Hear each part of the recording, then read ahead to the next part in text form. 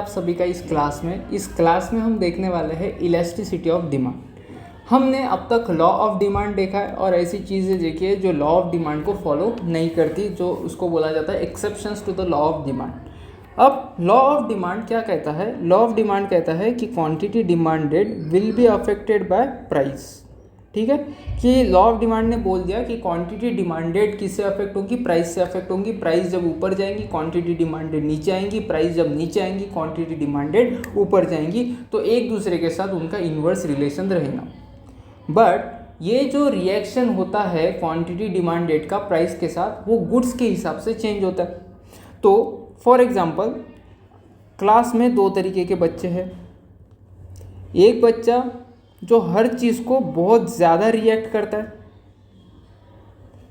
Teacher ने डांट दिया रूठ के बैठ गया, ठीक है। और दूसरा बच्चा है जो हमेशा काम रहता है, चीज़ें आसपास होती रहती है, वो ज़्यादा रिएक्ट नहीं करता।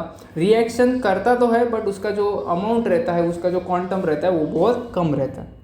तो यहाँ पे इनमें फ़र्क होता है। सिमिलरली केस होती है गुड्स एंड सर्विसेज की। गुड्स एंड सर्विसेज के केस में कुछ चीज़ों की, कुछ गुड्स एंड सर्विसेज की क्वांटिटी डिमांडेड बहुत ज़्यादा चेंज हो जाती है विथ रिस्पेक्ट टू प्राइस, और कुछ गुड्स की क्वांटिटी डिमांडेड बहुत कम चेंज हो जाती है विथ रिस्पेक्ट टू प्राइस और एनी अदर फैक्टर। ठीक है, यहाँ पे भी अदर फैक्टर। तो अगर प्राइस के साथ तुम्हारा रिएक्शन बहुत ज़्यादा आ रहा है या फिर प्राइस के साथ तुम्हारा रिएक्शन बहुत ही कम आ रहा है, तो उसके बेसिस पे अपन क्या कर सकते हैं? गुड्स को कैरेक्टराइज कर सकते हैं। तो इसी रिएक्शन को कि तुम्हारी क्वांटिटी डिमांडेड कितने परसेंट से चेंज हो रही है जब तुम्हारी प्राइस चेंज हो रही है, उसी रिएक्शन को इलास्टिसिटी बोला जाता है। इलास्टिसिटी यानी बेसिकली क्या है फिर कि हमारी क्वांटिटी डिमांडेड कितने परसेंट से चेंज होगी अगर 1% से प्राइस चेंज हुई तो। ठीक है, तो इसी को इलास्टिसिटी बोला जाता है। अब अपन नोट से पढ़ेंगे। Elasticity of demand. The term elasticity indicates responsiveness of one variable to the change of other variable. Elasticity का अगर मैथमेटिकल मीनिंग देखा जाए तो वो क्या है कि एक वेरिएबल रिस्पॉन्ड करेगा, मतलब एक चीज़ जो जनरली चेंज होती रहती है वो रिस्पॉन्ड करेगी दूसरे चीज़ के चेंज होती। जैसे यहाँ पे वो अपना वन वेरिएबल हो जाएगा क्वांटिटी डिमांडेड, और वो अदर वेरिएबल जनरली प्राइस रहेगा या फिर इनकम रहेगा या फिर अदर कोई चीज़ रह सकती है जो अपन आगे पढ़ने वाले हैं। ठीक है, तो क्वांटिटी डिमांडेड रिस्पॉन्स कर रही है किसके चेंज होने से? प्राइस के चेंज होने से या इनकम के चेंज होने से, तो उसको बोला जाता है elasticity of demand. Elasticity of demand refers to degree of responsiveness to the quantity of the quantity demanded to a change in the price और एनी अदर फैक्टर। किसकी रिस्पॉन्सिवनेस? क्वांटिटी डिमांडेड की। किसके चेंज होने से? Price के change होने से या कोई दूसरा फैक्टर चेंज होने से। इसी को क्या बोला जाता है? Elasticity of demand. ठीक है, अब इलास्टिसिटी ऑफ डिमांड तीन तरीके की होती है। अगर हम क्वांटिटी डिमांडेड का जो चेंज है वो अगर कंपेयर कर रहे हैं प्राइस के साथ, तो उसे बोला जाता है प्राइस इलास्टिसिटी। अगर हम क्वांटिटी डिमांडेड कितने परसेंट चेंज हो रही है वो कंपेयर कर रहे हैं इनकम के चेंज होने के साथ, तो उसको बोलते हैं इनकम इलास्टिसिटी। और अगर हम चेक कर रहे हैं कि एक गुड की क्वांटिटी डिमांडेड कितनी चेंज हो रही है with respect to change in related good, उसके रिलेटेड गुड के चेंज होने से अगर हम चेक कर रहे हैं कि मेरे गुड की क्वांटिटी डिमांडेड कितनी चेंज हो रही है। फॉर एग्जांपल हम ये चेक कर रहे हैं कि टी की क्वांटिटी डिमांडेड कितनी चेंज हो रही है with change in the price of coffee, तो कॉफ़ी क्या हो गया? कॉफ़ी रिलेटेड गुड हो गया। अगर रिलेटेड गुड के प्राइस के चेंज के हिसाब से अगर हम टी की क्वांटिटी डिमांडेड चेक कर रहे हैं तो इसको बोला जाएगा क्रॉस इलास्टिसिटी। अब इन तीनों तरीके की इलास्टिसिटी को अपन डिटेल में पढ़ने वाले हैं, बट ये था शॉर्ट में इंट्रोडक्शन। तो एक प्राइजेस ऑफ गुड्स को रिएक्शन देखते हैं, दूसरे में इनकम का रिएक्शन देखते हैं और तीसरे में भी प्राइस का रिएक्शन देखते हैं, बट किसके प्राइस का? अदर गुड्स के या रिलेटेड गुड्स के प्राइस का। तो सबसे पहले अपन स्टार्ट करेंगे प्राइस इलास्टिसिटी से। Percentage change of quantity demanded to the percentage change of prices of goods. किसका परसेंटेज चेंज चेक करना है? क्वांटिटी डिमांडेड का। किसके साथ चेंज चेक करना है? प्राइस के साथ। बट एक चीज़ याद रखना, सबसे इंपॉर्टेंट वर्ड है यहाँ पे परसेंटेज चेंज। हमें एब्सोल्यूट चेंज लेना है क्या? नहीं, हमें एब्सोल्यूट चेंज नहीं, परसेंटेज चेंज लेना है। समझते हैं क्या होता है चेंज, डिफरेंस एब्सोल्यूट चेंज और परसेंटेज चेंज में।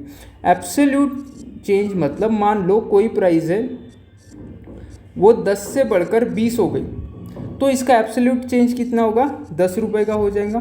बट अगर परसेंटेज चेंज की बात करूँ तो ये परसेंटेज चेंज एक फॉर्मूले से निकलता है, और ये बहुत ही इंपॉर्टेंट फॉर्मूला, याद रखना। उसमें लिखना final value minus initial value upon initial value into 100। तो परसेंटेज चेंज निकालना है। फाइनल वैल्यू कितनी है? सर फाइनल वैल्यू 20 है। Initial value -10 upon initial value into 100, तो ये हो जाएगा 10 अपॉन 10 इंटू 100, तो ये हो जाएगा 100%। तो एब्सोल्यूट चेंज कितना रहा तुम्हारा? एब्सोल्यूट चेंज रहा 10 का, और परसेंटेज चेंज कितने का रहा? परसेंटेज चेंज रहा 100% का। तो इलास्टिसिटी में हमेशा जो चेंज कैलकुलेट किया जाता है वो परसेंटेज चेंज कैलकुलेट किया जाता है। और कौन से दो चीज़ों का? क्वांटिटी डिमांडेड का परसेंटेज चेंज और प्राइजेस ऑफ गुड्स का परसेंटेज चेंज। यहाँ पे अपने को फॉर्मूला दिया है, elasticity of demand is equals to percentage change in the quantity demanded upon percentage change in the price. ठीक है, तो इसी को फॉर्मूले के हिसाब से दिया जाता है। अब ये जो ट्रायंगल होता है, ये ट्रायंगल चेंज को रिप्रेजेंट करता है। तो यहाँ पे क्या चेंज हो रही है? यहाँ पे चेंज हो रही है क्वांटिटी, और नीचे क्या चेंज हो रही है? अपॉन में चेंज हो रही है प्राइस ऑफ दैट गुड। अब यही फॉर्मूला यूज़ होता है। अब initial value minus final value को ही बोला जाता है change in Q.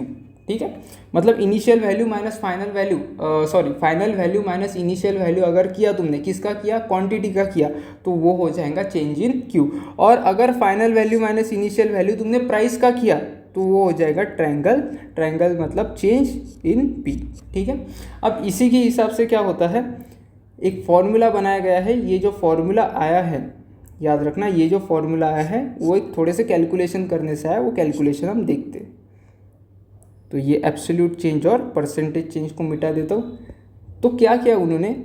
Percentage change of quantity upon initial quantity into 100, ये हो गया परसेंटेज चेंज इन क्वांटिटी। अब परसेंटेज चेंज इन प्राइस कैसे निकालेंगे? Change absolute change in price upon price into 100।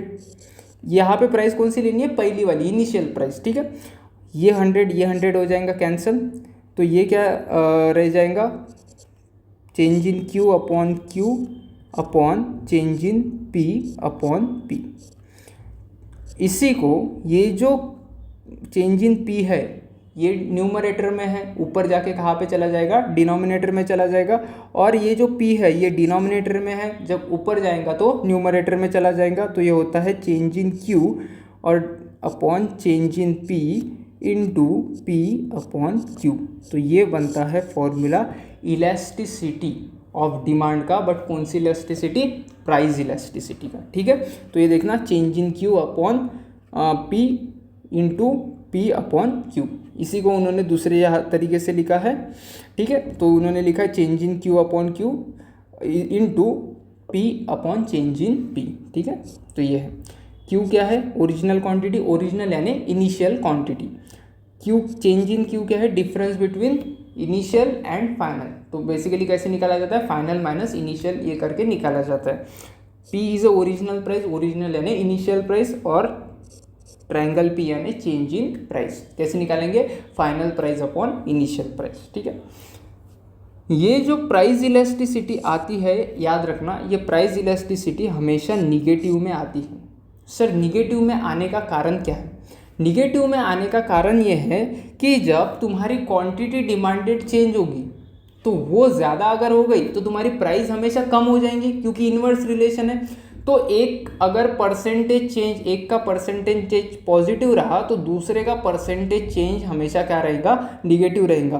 तो क्वांटिटी डिमांडेड का परसेंटेज चेंज अगर positive रहा, मतलब क्वांटिटी डिमांडेड बढ़ गई, तो जाहिर सी बात है कि प्राइस का जो परसेंटेज चेंज है वो निगेटिव में जाएगा। तो अपॉन में रहो या ऊपर रहो, न्यूमरेटर में रहो या डिनोमिनेटर में रहो, अगर एक साइन माइनस में है तो पूरी वैल्यू क्या आएंगी, माइनस में ही आएंगी। इसी वजह से हमेशा याद रखना, एमसीक्यू के लिए बहुत ही इंपॉर्टेंट, अगर प्राइस इलास्टिसिटी किसी की निकालते हो तो वो हमेशा निगेटिव में आती है। ठीक है, the negative sign of price elasticity of demand reflects the law of demand as price rises the quantity demanded falls. एक राइज हो रहा है तो दूसरा क्या हो जाएगा, फॉल हो जाएगा। क्यों? क्योंकि उनमें इन्वर्स रिलेशन है। आगे बढ़ते हैं। The value of elasticity shows how sensitive demand is to the price changes. ये बेसिकली एक सेंसिटिविटी बता रहा है कि कितनी सेंसिटिव है तुम्हारी डिमांड, कि थोड़ी सी प्राइस चेंज होने से तुम्हारी बहुत ज़्यादा डिमांड चेंज हो रही है, कि थोड़ी सी प्राइस चेंज होने से थोड़ी सी डिमांड चेंज हो रही है, या थोड़ी सी प्राइस चेंज होने से तुम्हारी डिमांड को कुछ भी फर्क नहीं पड़ रहा। ये जो सेंसिटिवनेस है, ये सेंसिटिवनेस इलास्टिसिटी में निकालने को अपने को मिलती है।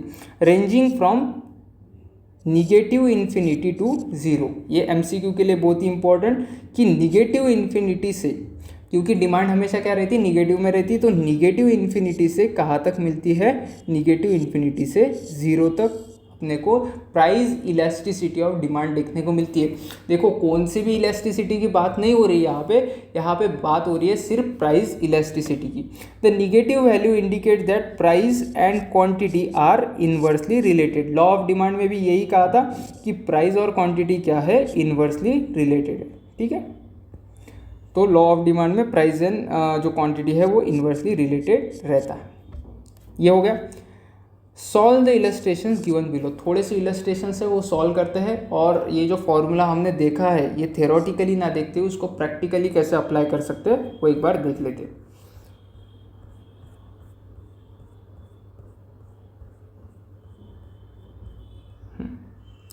यह है इलस्ट्रेशन 1।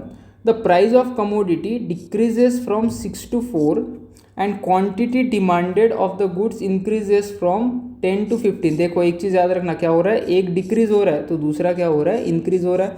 तो जो डिक्रीज हो जाएगा उसका चेंज निगेटिव में आएगा, और जो इंक्रीज हो रहा है उसका चेंज पॉजिटिव में आएगा, और इसकी वजह से उसको साइन क्या आएंगी, निगेटिव की। Find the coefficient of price elasticity. ठीक है, सबसे पहले मुझे बताओ चेंज इन क्वांटिटी कितना हुआ, चेंज इन क्वांटिटी कितना हुआ। सर पहले था 10 से 15 हुआ, तो final minus initial is equals to 5, तो चेंज इन क्वांटिटी 5 हुआ। इनिशियल क्वांटिटी कितना था, सर इनिशियल क्वांटिटी 10 था। चेंज इन प्राइस कितना हुआ, फाइनल प्राइस क्या है, ₹6, और इनिशियल प्राइस फाइनल प्राइस है 4 और इनिशियल प्राइस है ₹6, तो चेंज इन प्राइस हो गया -2 ठीक है। और प्राइस कितना है, इनिशियल प्राइस कितना है, सर इनिशियल प्राइस है ₹6। तो इसी के बेसिस पे अपने को फॉर्मूला लगाना है। फॉर्मूला क्या है, elasticity of demand is equals to change in quantity upon change in price into price upon quantity. तो change in quantity is 5, change in price is -2 into price is 6 and जो quantity है initial quantity वो क्या है 10।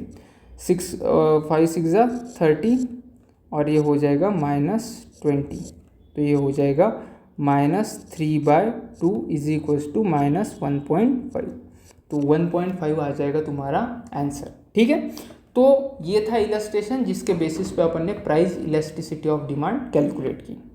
अब थोड़ा ऊपर next illustration भी आई थिंक उसी के रिगार्डिंग है। नेक्स्ट इलस्ट्रेशन भी प्राइस इलास्टिसिटी ऑफ डिमांड का है। प्राइस ऑफ गुड डिक्रीजेस, एक डिक्रीज हो रहा है किसका, प्राइस। ठीक है, from ₹100 to ₹60, so change in price will be ₹60 minus ₹100 is equals to -40, 40 से घटा। ठीक है, इनिशियल प्राइस कितना था, इनिशियल प्राइस था ₹100। Next, if the price elasticity of demand for it is 1.5, the original quantity demanded is 30, calculate the new quantity demanded. New quantity demanded निकालनी है, और अपने को क्या दिया है, इनिशियल क्वांटिटी दी हुई है, ठीक है। तो इनिशियल क्वांटिटी दी हुई है तो क्यू क्या हो जाएगा, क्यू हो जाएगा 30 यूनिट्स, और चेंज इन क्वांटिटी निकालना है तो फाइनल क्वांटिटी को लेट फाइनल क्वांटिटी भी एक्स माइनस इनिशियल क्वांटिटी भी जो दिया है 30, ठीक है।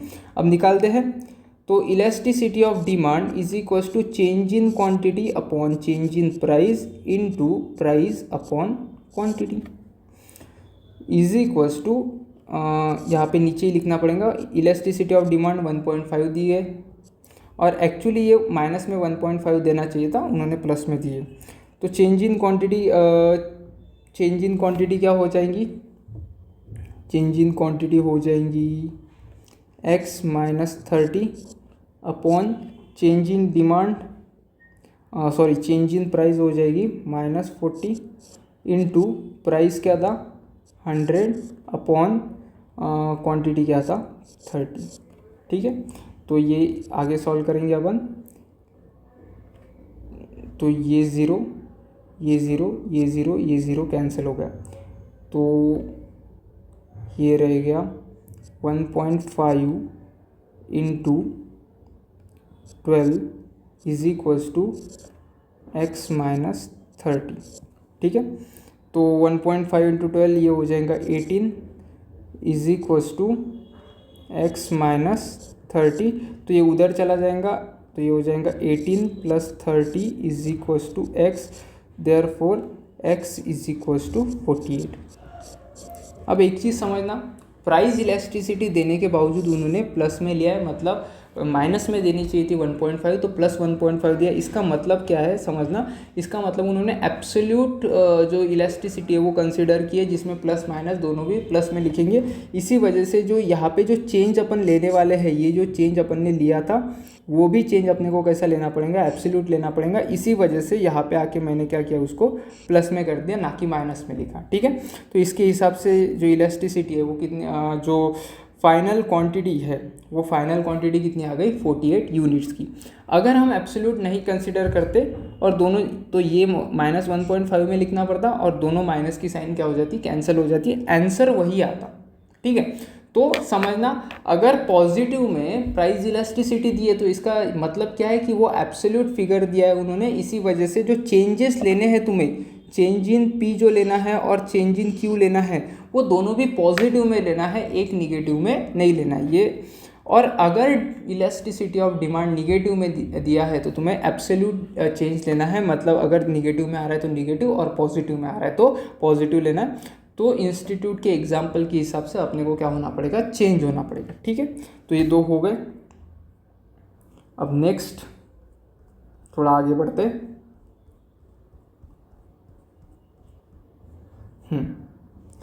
पॉइंट इलास्टिसिटी प्राइस इलास्टिसिटी का ही एक सब टॉपिक है। पॉइंट इलास्टिसिटी, अब क्या होता है कि जब अपन इलास्टिसिटी निकालते तब सिग्निफिकेंट चेंज देखते कि क्वांटिटी डिमांडेड थी 20, ये क्वांटिटी डिमांडेड हो गई 30। अब इस चेंज में इलास्टिसिटी कितनी हुई ये अपन देखते हैं। तो क्या होता है, एक रेंज की बात अगर करते, बट एक स्पेसिफिक पॉइंट की अगर बात कर रहे हैं कि 30 और उसके थोड़ा सा ही ज़्यादा 31, तो एकदम इमीडिएट चीज़ों की अगर इमीडिएट चेंज की बात करें तो वो आता है पॉइंट इलास्टिसिटी में। Point elasticity of demand measures how sensitive quantity demanded is to tiny change. सबसे important word tiny change. Change तो होने वाला है, चेंज होगा तभी इलास्टिसिटी निकाल पाएंगे, बट ये चेंज कैसा चाहिए, ये चेंज चाहिए अपने को बहुत ही छोटा। तो 20 से 30 का चेंज नहीं लेंगे, वो बड़ा चेंज हो जाएगा, चेंज छोटा लेंगे। 20 से 21 तक का लेंगे, 30 से 31 तक का, एकदम जितना माइनर हो सकता है उतना माइनर चेंज लेंगे।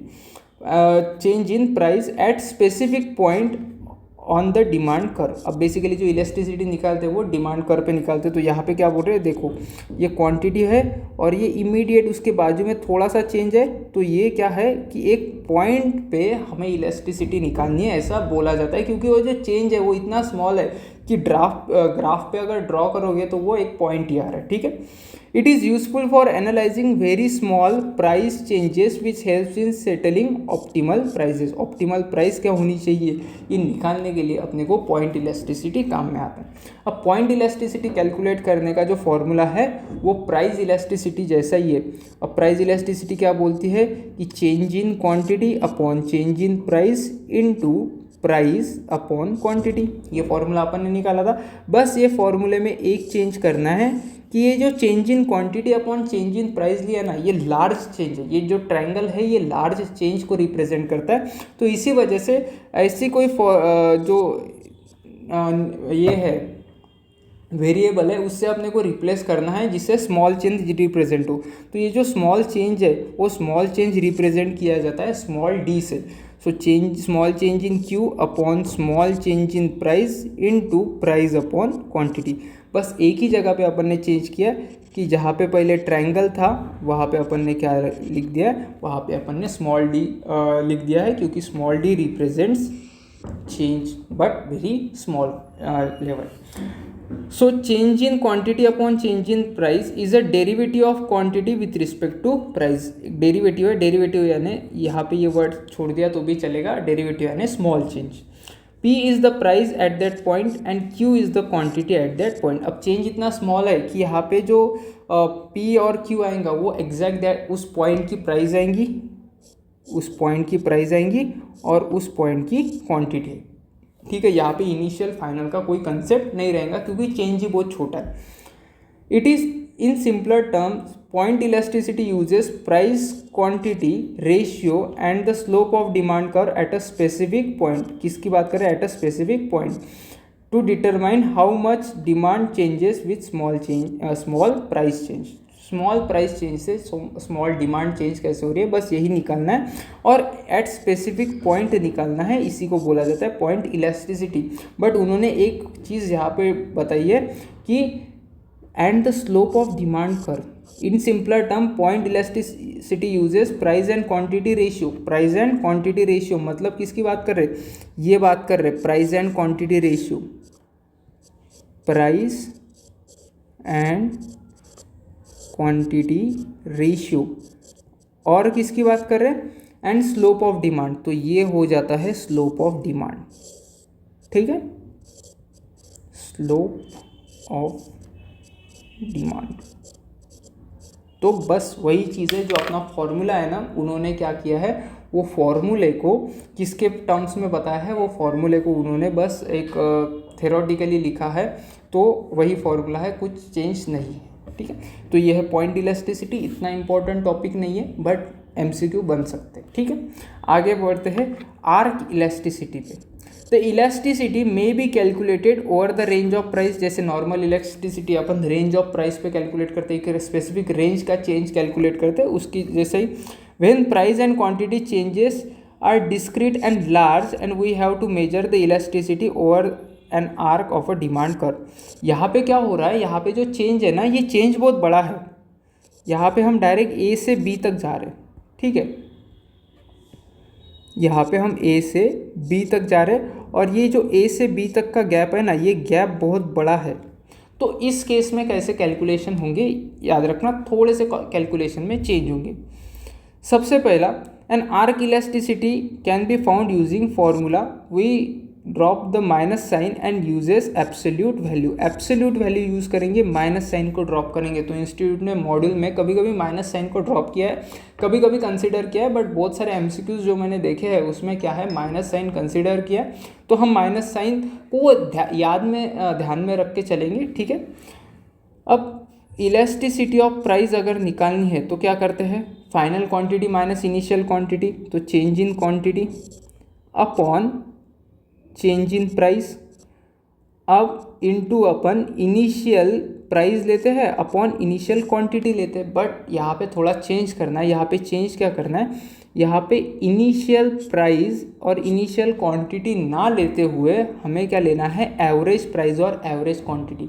अब एवरेज प्राइस और एवरेज क्वांटिटी कैसे कंसिडर करेंगे, तो क्वांटिटी फाइनल की प्लस क्वांटिटी इनिशियल की अपॉन 2, ये आ जाएंगे एवरेज क्वांटिटी। तो ये एवरेज क्वांटिटी सॉरी अपने को नीचे लिखना है, तो क्या हो गया क्वांटिटी सॉरी यस हाँ, सिमिलरली प्राइस का भी करना पड़ेगा, तो प्राइस का पहले कर देते, price final minus price initial divided by 2, तो ये आ गई average price. Similarly quantity final minus quantity initial divided by 2, minus नहीं प्लस करना पड़ेगा क्योंकि एवरेज निकालना है, तो क्या करते हैं अपन initial plus final divided by 2, ये हो गया एवरेज का। तो मेरे से गलती हो गई, मैंने माइनस बोला था, प्लस करना है, ये चीज़ याद रखना है। तो एवरेज क्वांटिटी निकालना है तो क्या हो जाएगा final quantity plus initial quantity upon 2। तो फॉर्मूले में एक ही जगह चेंज हुआ, कौन सी जगह पे चेंज हुआ, इस जगह पे सिर्फ चेंज हुआ, ये चीज़ याद रखना। बाकी का ये जो change in quantity upon change in price है वो सेम है, ठीक। और ये जो है ये बहुत जगह पे अपने को यूज़ करना पड़ेगा। Arc elasticity will always lie somewhere but not necessarily in the middle between the point elasticities as calculated at a lower and higher prices। क्या बोल रहे हैं समझना, ये बोल रहे हैं कि अगर तुमने पॉइंट इलास्टिसिटी कैलकुलेट की ए की और पॉइंट इलास्टिसिटी कैलकुलेट की बी की, तो मान लो तुम्हारी ए की पॉइंट इलास्टिसिटी एब्सोल्यूट वैल्यू आई 1.5 और बी की पॉइंट इलास्टिसिटी आई 2.2, तो इस केस में याद रखना ये जो आर्क इलास्टिसिटी निकालोगे ए और बी की, वो हमेशा इन दोनों फिगर के बीच में आएंगी, और ज़रूरी नहीं कि एकदम मिडल में आएंगी, बस बीच में आने वाली है। मतलब हो सकता है कि वो 1.7 आ जाए या फिर हो सकता है कि वो 2.0 आ जाए, बट इन दोनों के बीच में ही आएंगी हमेशा आर्क इलास्टिसिटी, ठीक है। So point elasticity of both the points of the arc will always lie the arc elasticity of the arc will always lie between the point elasticities of the edges of the curve, ठीक है। Curve के जो as रहेंगे, curve के जो and points रहेंगे, उसकी जो पॉइंट इलास्टिसिटी निकालोगे, उसकी पॉइंट इलास्टिसिटी जो भी आएंगी वो आर्क इलास्टिसिटी को एक रेंज में लाएंगी, ठीक है। Next interpretation of price elasticity, price elasticity का इंटरप्रिटेशन, और इसमें है बहुत सारे ग्राफ, ठीक है। पर ये ग्राफ का क्या है, ये ग्राफ है डिमांड जो कर्व है उसका ही ग्राफ है। तो यहाँ पे देखना एक्स एक्सिस में क्वांटिटी डिमांडेड और वाई एक्सिस में प्राइस दिया हुआ है। अब समझो यहाँ पे क्या हो रहा है, समझो पहले ग्राफ में, और फिर देखेंगे कि प्राइस इलास्टिसिटी कैसे आ रही है और उसका इंटरप्रिटेशन क्या है। यहाँ पे समझना, जैसे जैसे ये देखो क्वांटिटी 1 है, क्वांटिटी 2 है, क्वांटिटी 3 है, जैसे जैसे क्वांटिटी चेंज हो रही वैसे वैसे मेरे प्राइस में कुछ भी चेंज नहीं आ रहा है, मेरे प्राइस में कुछ भी चेंज नहीं आ रहा है, ठीक है। तो मेरी जो क्वांटिटी तो इसमें क्या हो जाएगा, change in quantity upon change in price into price upon quantity, ये मेरा इक्वेशन रहता। तो इसमें प्राइस में चेंज नहीं आ रहा है, तो प्राइस में चेंज नहीं आ रहा है तो क्या हो जाएगा, change in quantity upon 0 into price in upon quantity. तो एक चीज़ पता है क्या आपको, अगर अपॉन में 0 आता है तो उसकी वैल्यू क्या हो जाती है, उसकी वैल्यू हो जाती है इनफाइनाइट। तो ये क्या हो जाएगा, infinity into price upon quantity, और इन्फिनिटी को किसी भी चीज़ से मल्टीप्लाई करो तो पूरा आंसर क्या आ जाएगा, इन्फिनिटी। तो इस केस में अगर तुम्हारी डिमांड इलास्टिक है, परफेक्टली इलास्टिक डिमांड है, इसी डिमांड को क्या बोला जाता है, परफेक्टली इलास्टिक डिमांड, जिसमें क्वांटिटी कितने भी चेंज हो जाए प्राइस चेंज नहीं होती, उसको बोला जाता है परफेक्टली इलास्टिक डिमांड। अब ये परफेक्टली इलास्टिक डिमांड के केस में इलास्टिसिटी कितनी रहती है, इनफाइनाइट रहती है, ठीक है। तो डिमांड है परफेक्टली इलास्टिक और प्राइस इलास्टिसिटी है, ये है इन्फिनिटी, ठीक है। तो ये चीज़ समझ याद रखना। तो demand perfectly elastic and price elasticity is infinity. अब नेक्स्ट इंटरप्रिटेशन देखते हैं, परफेक्टली इन इलास्टिक डिमांड। अब परफेक्टली इन इलास्टिक डिमांड क्या होता है कि यहाँ पे समझना कि प्राइस हमने P1 रखी, P2 रखी, फिर हमने P पे आए, फिर हम P1 पे भी चले गए, बट कहीं पे भी चले जाओ हमारी जो क्वांटिटी डिमांडेड है वो एक ही पॉइंट पे रह रही। तो मतलब क्या हो रहा है, प्राइस के चेंज होने से मेरे क्वांटिटी डिमांडेड में चेंज नहीं आ रहा है, तो चेंज इन क्वांटिटी मेरी हो जाएंगी 0, ठीक है। A formula elasticity of demand is equals to change in quantity upon change in price into price upon quantity. Change in quantity कितनी है, चेंज इन क्वांटिटी 0 है, तो 0 upon change in price into P upon Q. अब 0 upon anything is 0, तो ये हो जाएगा 0 into P upon Q, तो and 0 multiplied by anything is 0, तो ये हो जाएगा elasticity of demand is equals to 0। ठीक है, बस ये जो आंसर है ये रटने की ज़रूरत नहीं है, ये आ जाते हैं आंसर फॉर्मूले में चीज़ें और उस कंडीशंस को पुट करके। ठीक है, आगे बढ़ते हैं। Unitary elastic demand. Unitary elastic demand समझना क्या है। यूनिटरी इलास्टिक डिमांड यानी जितनी प्राइस चेंज हो रही है उतनी ही क्वांटिटी चेंज अगर हो रही है तो उसको बोला जाता है यूनिटरी इलास्टिक डिमांड। तो इलास्टिसिटी ऑफ डिमांड का फॉर्मूला बेसिकली अगर पहला देखें तो क्या होता है, percentage change in quantity upon percentage change in price. यहाँ पे मैंने पहला फॉर्मूला लिखा, सर पहला फॉर्मूला यानी कौन सा फॉर्मूला, ये फॉर्मूला लिखा है मैंने बच्चा, ठीक है, ये फॉर्मूला लिखा है। अब पहला फॉर्मूला लिखा तो यूनिटरी इलास्टिक डिमांड क्या बोलती है समझना। यूनिटरी इलास्टिक डिमांड बोलते हैं कि जितना परसेंटेज चेंज क्वांटिटी का होगा उतना ही परसेंटेज चेंज प्राइस का होगा। तो यानी क्या, प्राइस अगर 2% से ऊपर गई तो 2% से क्वांटिटी डिमांडेड भी नीचे आएंगी, मतलब उनका जो एब्सोल्यूट परसेंटेज है वो हमेशा क्या रहेगा, हमेशा सेम रहेगा। तो लेट अगर change percentage change in quantity is equals to percentage change in demand price है, तो ये दोनों भी क्या हो जाएंगे, इक्वल हो जाएंगे। तो x अपॉन x क्या हो जाएगा, ये हमेशा 1 आएगा। तो elasticity of demand in case of unitary elastic demand will always be 1। Unitary elastic demand की इलास्टिसिटी कितनी रहेंगी, 1 रहेंगी। और नेक्स्ट है relatively elastic demand. Relatively elastic demand यानी क्या समझना, इसमें change in quantity upon change in price की अगर बात की जाए तो इसमें क्वांटिटी का जो या फिर हम परसेंटेज की बात करते हैं ना, percentage change in quantity upon percentage change in demand, percentage change in price, elasticity of demand का फॉर्मूला। तो यहाँ पे क्या हो रहा है, रिलेटिवली इलास्टिक डिमांड में जो परसेंटेज चेंज इन क्वांटिटी है वो परसेंटेज चेंज इन क्वांटिटी हमेशा ज़्यादा रहेगा as compare to percentage change in price. मतलब कि अगर क्वांटिटी चेंज हुई, प्राइस चेंज हुई तुम्हारी 20% से, तो तुम्हारी हमेशा क्वांटिटी कितने से चेंज होंगी, 20 से ज़्यादा। तो एग्जांपल लेते हैं 25 से चेंज होगी, तो इसका आंसर हमेशा क्या आएगा, इसका आंसर आएगा 1.10 या उसके आसपास। तो ये चीज़ समझना, जब भी परसेंटेज चेंज इन क्वांटिटी ज़्यादा रहेगा as compare to percentage change in price, तो आंसर हमेशा 1 से ज़्यादा ही आएगा और वो इन्फिनिटी तक जा सकता है। तो elasticity of demand in case of relatively elastic demand will be greater than 1 और लेस देन इन्फिनिटी। सो ये रहेगा 1 से ज़्यादा। इक्वेशन बना देता हूँ, इलास्टिसिटी ऑफ डिमांड ज़्यादा रहेगा 1 से और कम रहेगा इन्फिनिटी से। सर इन्फिनिटी से कम क्यों रहेगा, और इन्फिनिटी, क्योंकि इन्फिनिटी अगर रहा तो ये परफेक्टली इलास्टिक डिमांड हो जाएंगी। इसी वजह से आंसर इन्फिनिटी से कम ही रहेगा और 1 से हमेशा ज़्यादा रहेगा, क्योंकि 1 अगर रहा तो वो यूनिटरी इलास्टिक डिमांड हो जाएंगी। तो 1 से ज़्यादा रहेगा रिलेटिवली इन इलास्टिक डिमांड के केस में, सॉरी रिलेटिवली इलास्टिक डिमांड के केस में। और नेक्स्ट आता है रिलेटिवली इन इलास्टिक डिमांड। फ़र्क समझना क्या है, ये रिलेटिवली इलास्टिक है, मतलब क्वांटिटी ज़्यादा भाग रही है इधर उधर, परसेंटेज चेंज क्वांटिटी का कैसे ज़्यादा है। और इन इलास्टिसिटी के केस में percentage change in quantity is very small. मतलब अगर मैं बात करूँ इस केस में इलास्टिसिटी ऑफ डिमांड, तो percentage change in quantity upon percentage change in price, इसका परसेंटेज चेंज इन क्वांटिटी हमेशा कम रहेगा, तो ये 20% रहेगा इस केस में, और नीचे का मान लो 40% रहेगा।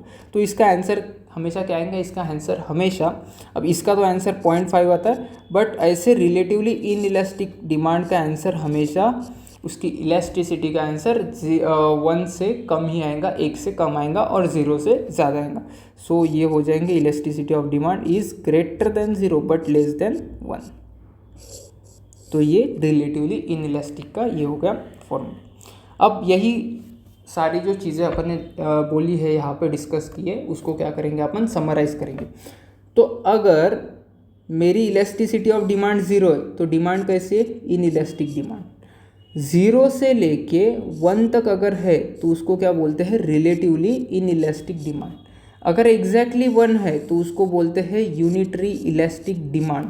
और अगर 1 से लेके बट इन्फिनिटी से कम है तो उसको बोलते हैं इलास्टिक डिमांड।